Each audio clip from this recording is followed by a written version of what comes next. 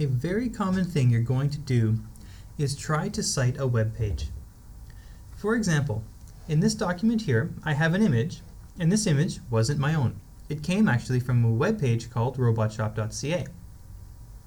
Now, I've done my standard thing where I've gone to references, I'm inserting a new source, and I've clicked here and I've chosen website.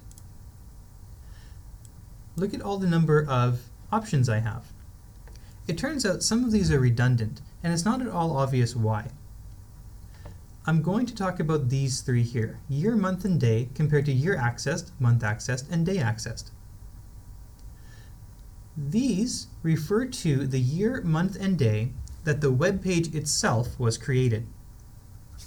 These refer to the year, month, and day that the website was accessed. It is far more relevant to talk about when it was accessed than when it was created.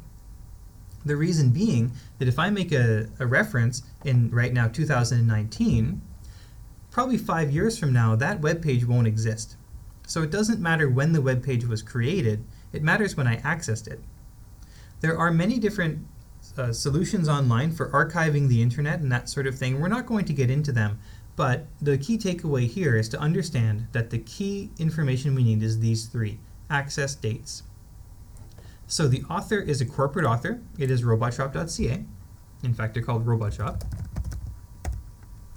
Name of the web page, I'm just going to use their home page.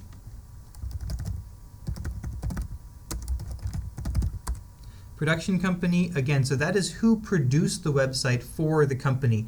So for instance, if you go to a web design company and get them to make a website, you'd put this down.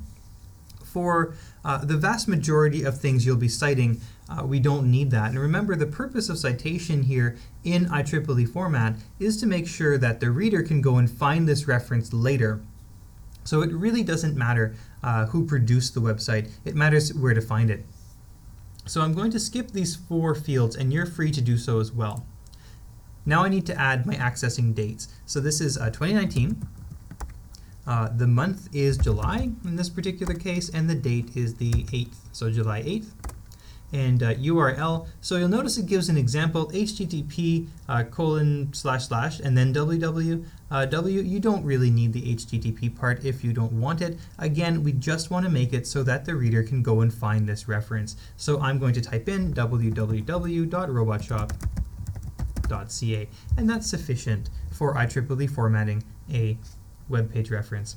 I click on OK. It shows up where I want it to. Again, in that caption for the image, I want to make sure it's clear that this image is not my own, and that for further information the reader can go and find it.